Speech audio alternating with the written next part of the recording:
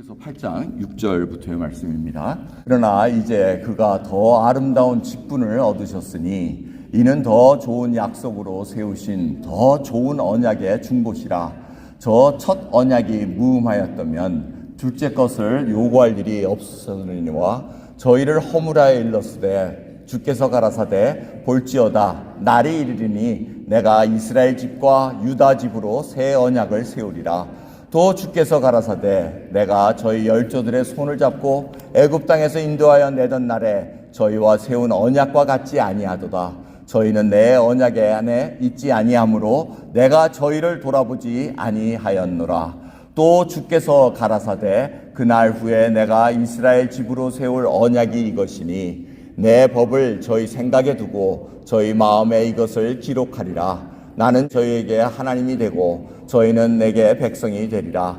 또 각각 자기 나라 사람과 각각 자기 형제를 가르쳐 이르기를 주를 알라 하지 아니할 것은 저희가 작은 자로부터 큰 자까지 다 나를 알미니라. 내가 저희의 불의를 궁일히 여기고 저희 죄를 다시 기억하지 아니하리라 하셨느니라. 새 언약이라 말씀하셨음에 첫 것은 낡아지게 하신 것이니 낡아지고 쇠하는 것은 없어져 가는 것이니라. 아멘. 말씀을 나누고 있습니다. 오늘 말씀을 보면은 언약에 관한 말씀을 나옵니다. 근데 여러 가지 표현을 하고 있습니다. 더 좋은 언약이 예수 그리스도로 말미암아 이루어졌다는 것입니다. 그래서 좋은 언약이 있었는데 더 좋은 언약이 생겼다는 겁니다. 그리고 둘째 언약이라는 표현을 쓰십니다. 그래서 둘째 언약은 첫 언약이 있었기 때문에 둘째 언약이 생겼다는 것입니다. 그리고 새 언약이라는 단어를 쓰십니다. 새 언약을 쓰셨다는 것은 옛 언약이 있었기 때문에 새 언약이 필요하다고 말씀하십니다. 저희들이 이렇게 히브리서를 통해서 봐야 될 것은 왜 이 말씀을 써야 되는가? 그 이유는 많은 유대인들이 유대교에서 그리스도를 믿음으로 말미암아 이제 기독교로 개종을 합니다. 개종을 했더니 그때 우리가 갖고 있었던 그 좋은 언약, 첫 언약, 옛 언약은 비교했더니 지금 예수 그리스도 믿음으로 말미암아 뭐 더 나은 게 없다는 겁니다. 눈에 보였더니 뭐 더 나은 게 없네. 이 의문이 생기기 시작했다는 겁니다. 그래서 히브리서 기자는 자, 이게 왜 예수 그리스도를 믿고 예수 그리스도 안에서 이분이 누구시기에 얼마나 귀한 거고 얼마나 좋은 것인가 알려주기 위해서 지금 이 히브리서 8장 말씀을 통해서 새 언약에 대해서 말씀하고 계십니다. 여러분, 옛 언약 모세를 통해서 율법을 주신 것은 많은 제사법이 있습니다. 그 중에 대속죄일이라는 날이 있습니다. 그래서 1년에 한 번씩 대제사장이 지성소에 들어가기 위해서 자기 몸에 온 피를 뿌려야 됩니다. 자기가 먼저 정결케 된 다음에 백성의 죄를 안고 용서함을 받는 그 시간을 대속죄일이라고 그럽니다. 그런데 이 피를 뒤집어 썼다는 것은 피 없이는 사함이 없다고 말씀하셨습니다. 그렇기 때문에 인간이 이 대제사장은 하나님조차 대면할 수 없는 사람이라는 겁니다. 인간은 하나님을 대면할 수가 없습니다. 인간은 하나님 보시기에 모두 다 상한 심령이고 하나님의 영광에 이르지 못하는 자들이기 때문에 그렇습니다. 그래서 하나님께서 율법을 통해 제사법을 주셨지만은 그 일은 온전치는 않았다는 겁니다. 이 일이 온전하기 위해서 이것이 하나의 모형이었다는 겁니다. 그래서 완전한 자가 오신 예수 그리스도로 말미암아 완전한 죄사함이 이루어졌다는 것을 보여준다는 것입니다. 예수 그리스도께서 우리를 대신해서 죄값을 다 치를 수 있는 것은 바로 예수 그리스도, 그분이 죄가 없으셔서 그렇습니다. 죄 있는 자가 용서해 주십시오, 우리 죄 용서받기 원합니다 해봐야 소용이 없다는 겁니다. 하나님이신 예수 그리스도께서 이 땅에 오셔서 사람의 몸을 입고 대신 죄값을 다 치르시고 이제는 하나님이셨기 때문에 하나님을 대면할 수 있는 길을 열어주셨다는 겁니다. 그것이 바로 화평의 복음이라는 것입니다. 여러분, 우리는 더 좋은 언약, 둘째 언약, 새 언약 속에 살아가는 하나님의 백성들입니다. 그런데 이것을 설명하기 위해서 예레미야 31장 말씀을 인용합니다. 그것이 히브리서 오늘 8장의 말씀들입니다. 예레미야 선지자를 통해서 하나님께서 뭐라 그러십니까? 지금 내가 남편이 되어 이스라엘 백성들을 다 끌어왔는데 지금 때가 되면 내가 새 언약을 만들 거라고 얘기하십니다. 나 여호와가 말하노라. 그러나 그날 후에 내가 이스라엘 집에 세울 언약은 이러하니 곧 내가 나의 법을 그들의 속에 두며 그 마음에 기록하여 나는 그들의 하나님이 되고 그들은 내 백성이 될 것이라 하고 말씀하십니다. 그런데 하나님께서 새 언약을 주셨는데 내용은 똑같습니다. 나는 그들의 하나님이 되고 그들은 내 백성이 될 것이라. 옛 언약도 그렇고 새 언약도 그랬습니다. 그들은 나의 백성이 되고 나는 그들의 하나님이 될 것이라고 하는 것이 제사법을 지냈을 때와 마찬가지고 예수 그리스도로 말미암아 새 언약을 주셨을 때 마찬가지입니다. 내용은 마찬가지인데 그걸 엑스큐트하는 방법이 틀렸다는 겁니다. 그래서 하나님께서 이 언약과 테스트먼트라는 건 뉴 테스트먼트, 올드 테스트먼트, 테스트먼트라는 게 사실 유언이라는 뜻이 있습니다. 그래서 이 커버넌트와 테스트먼트는 우리 인간인들을 이해하기 위해서 그냥 성경적인 용어로 사용을 했지만은 사실은 하나님께서 원하시는 용어를 다 설명할 수가 없습니다. 우리가 이해할 수 있는 최선의 것이 커버넌트, 쌍방 계약이다. 쌍방의 협약이다 하는데 사실은 하나님께서 언약했지만 쌍방이 아니고 하나님이 일방적으로 하십니다. 그래서 테스트먼트, 유언이라는 게 더 맞습니다. 유언은 쌍방의 협의를 하지 않습니다. 여러분 유언 다 써놓으셨죠? 리빙 윌. 리브할 때 자녀들 불러놓고 내가 이거 줄 테니까 괜찮니? 자식이 와서 아니요 저는 요거 주세요 하고 이렇게 협의하는 거는 유언이 아닙니다. 테스트먼트가 아니라는 겁니다. 유언은 일방적입니다. 그래서 이 테스트먼트와 유언과 언약은 하나님께서 일방적으로 하신 거기 때문에 우리 인간들이 이해하기가 조금 애매합니다. 그래서 하나님께서 율법을 주면서도 이거 지키지 않으면은 이렇게 된다 하고 아브라함이 만들어 놓은 그거 약속도 여러분 지난주 말씀 기억나실지 모르지만 이렇게 안 지키는 사람 이렇게 된다는 그 얘기는 나는 다 지킬 거라 이 얘기를 하시는 겁니다. 인간 쪽에서는 이걸 지키기가 참 힘들었다는 겁니다. 율법을 주면서도 이스라엘 백성들이 진정 하나님이 남편이 돼가지고 쫙 끌고 가는데도 이들은 하나님을 섬기기를 경외하기를 하지 않았다는 겁니다. 그 진정한 마음속에서 우러난 일을 하지 못했다는 겁니다. 그래서 하나님께서 예수 그리스도를 통해서 이제 새 언약을 만들 때가 됐다는 겁니다. 그게 바로 갈라디아서에 있는 때가 참해하고 얘기하는 것. 우리는 알 수가 없습니다. 그런데 하나님께서 예수 그리스도로 말미암아 구원을 베푸고자 하는 그 때가 됐기 때문에 보내주셨다. 그래서 이 내용이 바로 옛 언약과 새 언약의 다른 점이 뭐냐면 내가 나의 법을 그들 속에 두겠다는 겁니다. 이제는 외적으로 주는 것이 아니라 내 쪽에서 일어나게 만든다는 겁니다. 옛 언약은 외적인 간섭이었습니다. 환경이 어려워지고 힘들어지면 하나님께 부르짖습니다. 그러면 또 하나님이 봐주십니다. 회개하면 또 봐줍니다. 이 일이 계속해서 사이클로 이루어졌습니다. 하지만 새 언약은 내면의 변화, 내 속에 법을 두겠다고 말씀하십니다. 하나님의 법이 생각나게 하겠다는 겁니다. 첫 언약은 우리를 구원하거나 고치지 못했습니다.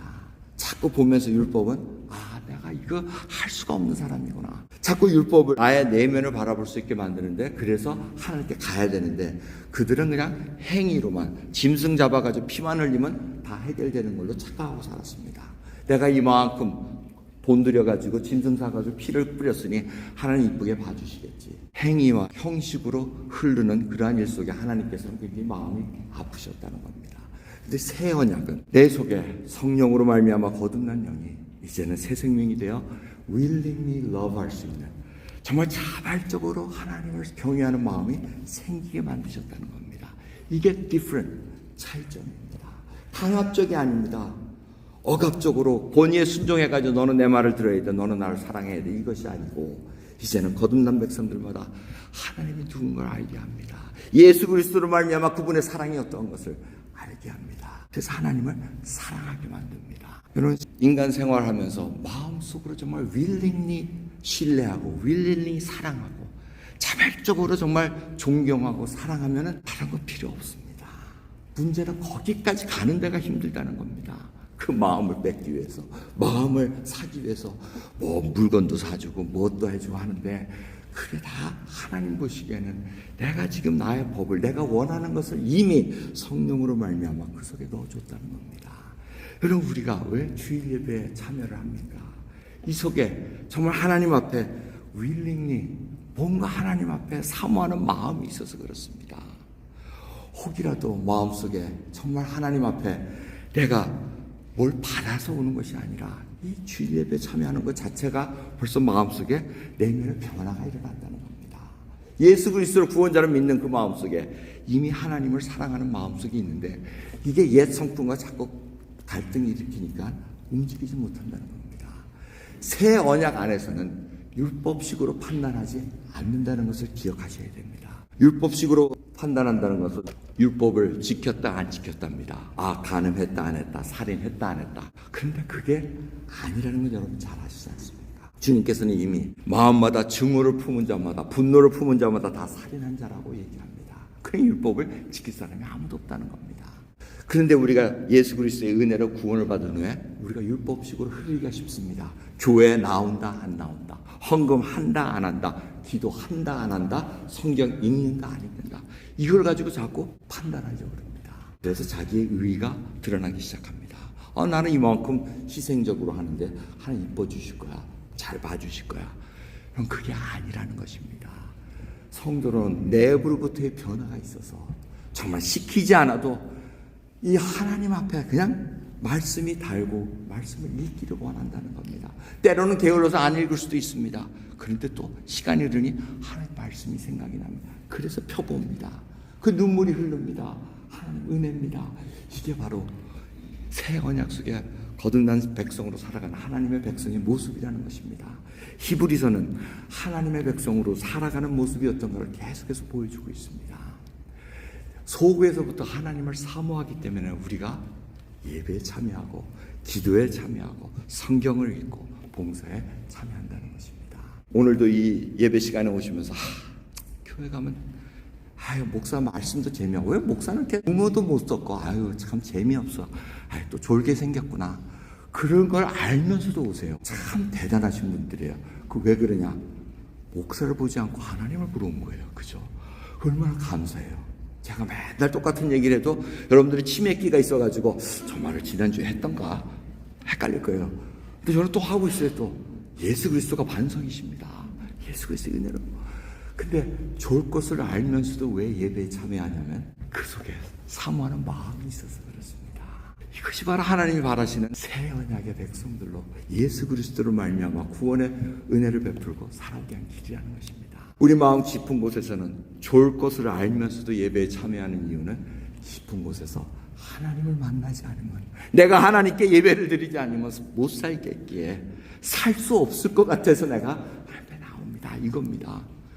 혹이라도 예배 드릴 때 내가 오늘 주일 예배 빠지면 하나님께서 혹시 천둥번개로 나를 혼내주지 않을까, 이게 무서워서 온다면 조금 포인트가 틀린 겁니다.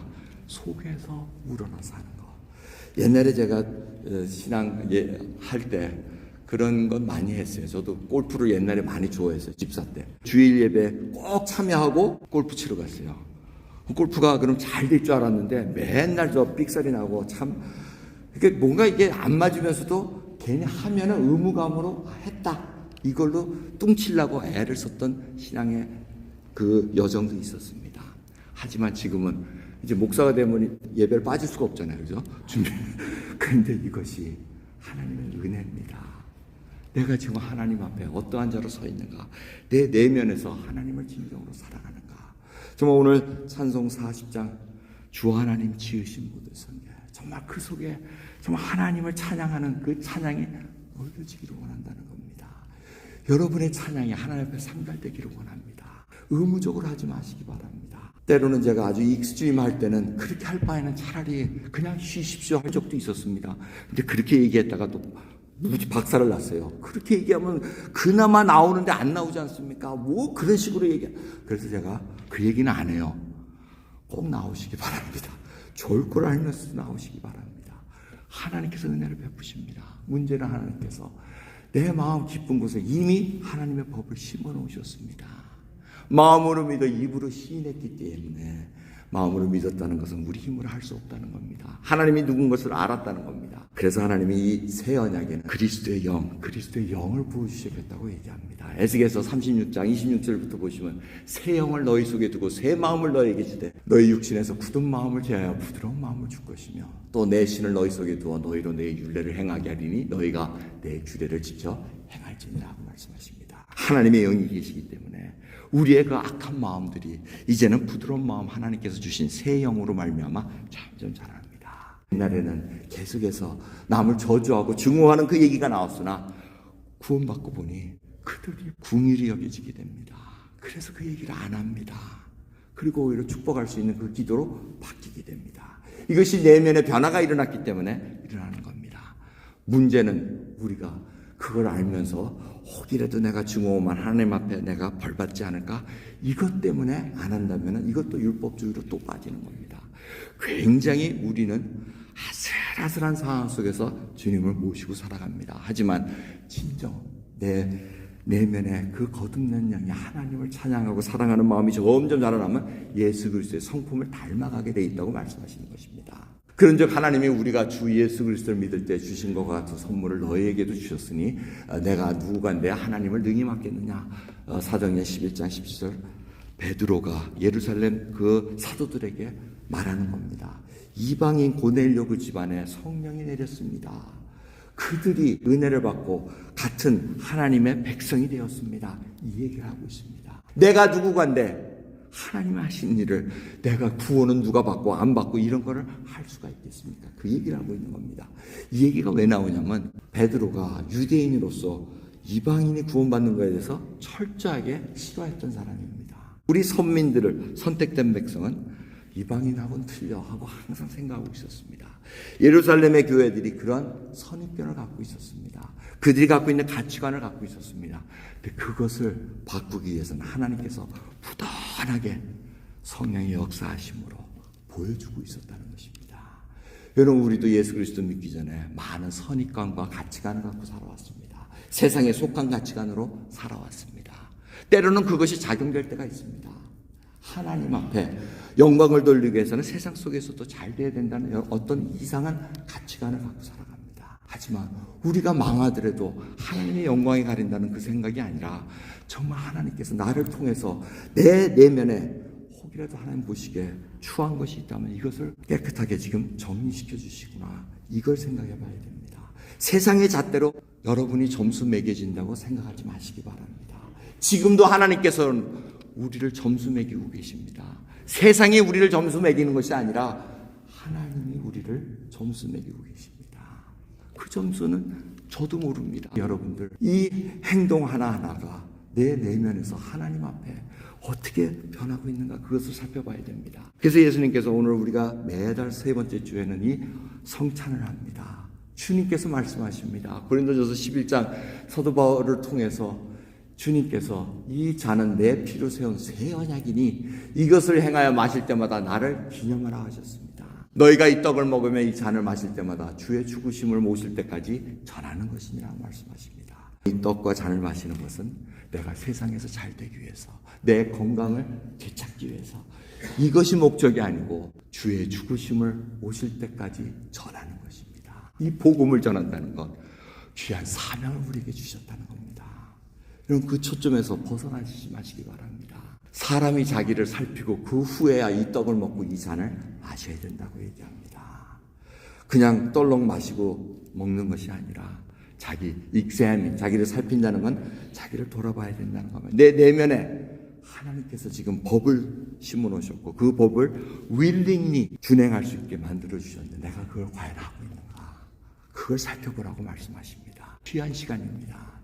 그래서 주님께서 마지막 이렇게 하시면서 새 계명을 주십니다. 새 언약 속의 새 계명은 서로 사랑하라. 내가 너희를 사랑한 것 같이 너희도 서로 사랑하라 하고 말씀하십니다. 여러분, 이거는 옵션이 아닙니다. 하지만 하나님께서 우리에게 선택하게끔 몰고 가십니다. 사랑하지 않고서는 못 견디게 만드는 것이 하나님께서 구원받은 백성들에게 인도하시는 길이라는 것입니다. 여러분, 오늘 이 시간 정말 주 앞에 내가 새 언약 안에서 내가 어떠한 모습으로 지금 신앙이 자라나고 있는가, 하나님을 얼마나 신뢰하고 있는가 살펴보는 저와 여러분 되기를 간절히 소원합니다. 기도하겠습니다. 하나님 감사합니다. 오늘도 새 언약 속에서 더 좋은 언약 속에 저희들을 이끌어 주신 것 감사드립니다.